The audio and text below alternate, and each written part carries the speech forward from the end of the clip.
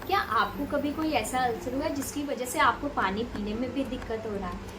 तो मोस्टली लोग क्या सोचते हैं कि जो अल्सर होता है ना, छाला होता है, या तो वो बॉडी हीट की वजह से होता है या फिर आपने कुछ स्पाइसी खाना खा लिया है उसकी वजह से आपको अल्सर हो रहा है। लेकिन क्या आपको पता है कि कई बार एक सिंपल अल्सर भी ना आपका फर्स्ट साइन हो सकता है विटामिन डेफिशिएंसी का, कोई इम्यून डिसऑर्डर का, या फिर कुछ केसेस में अनफॉर्चुनेटली ओरल कैंसर का भी।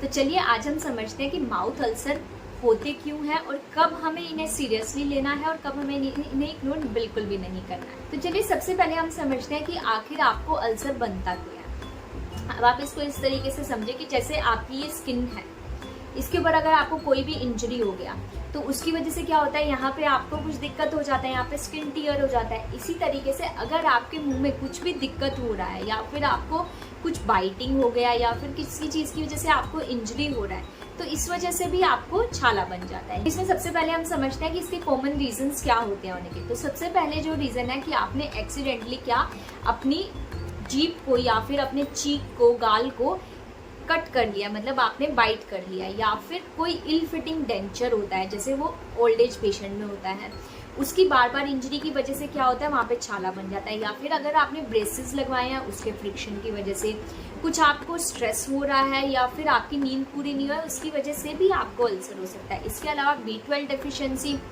फोलेट डेफिशिएंसी, आयरन डेफिशिएंसी की वजह से भी आपको हो सकता है। और कुछ केसेस में क्या होता है मेडिसिन की वजह से भी आपको अल्सर हो सकता है। लेकिन इस तरीके से जो छाले होते हैं ना वो मोस्टली 7 से 14 दिन के अंदर, 7 to 14 डेज के बीच में कम्प्लीटली हील हो जाते हैं।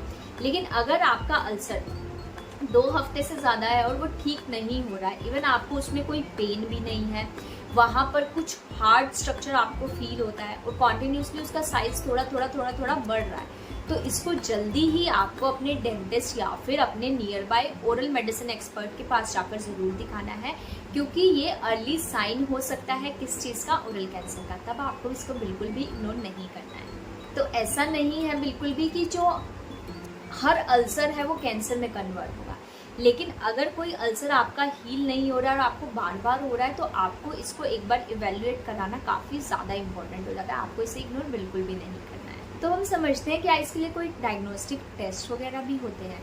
देखिए अल्सर के लिए ना एक सिंगल टेस्ट बिल्कुल भी नहीं होता है, इसके लिए हमें डिफरेंट टेस्ट करने पड़ते हैं।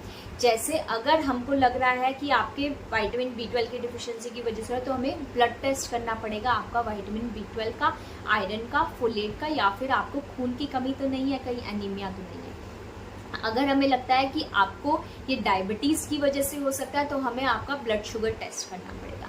अगर हमें लग रहा है किसी ऑटो इम्यून डिसऑर्डर की वजह से हो रहा है तो हमें उसके लिए आपके टेस्ट करेंगे। तो अगर हमें कोई अल्सर सस्पिशियस लगता है और हमें लग रहा है कि वो ठीक नहीं हो रहा है तो उस केसेस में हम आपका बायोप्सी भी रिकमेंड कर सकते हैं। तो इसके लिए सिर्फ एक टेस्ट नहीं होता, ये डिपेंड करता है कि हमें वो देखकर कैसे लग रहा है कि क्या इसका रीज़न हो सकता है। तो अगर आपके मुंह में कोई भी अल्सर है तो आपको उसको ये नहीं समझना है कि वो आपने स्पाइसी खाना खा लिया या फिर आपको बॉडी हीट की वजह से हो गया। अब आप बिल्कुल समझ चुके हैं कि इसके क्या क्या रीज़न हो सकते हैं और कब आप इसको बिल्कुल भी इग्नोर नहीं करना है। तो आपको सिर्फ एक ही चीज़ ध्यान रखनी है कि अगर कोई भी अल्सर आपको पेनलेस है और आपको 14 डेज से ज़्यादा है तो उसको आपको बिल्कुल भी इग्नोर नहीं करना है। और ऐसी इंटरेस्टिंग वीडियोस के लिए आप स्माइल डायरीज इंडिया को लाइक करें, शेयर करें, सब्सक्राइब करें और आप मुझे कमेंट सेक्शन में पूछ सकते हैं अगर आपको कुछ भी इशू आ रहा हो डेंटल से रिलेटेड। Bye bye.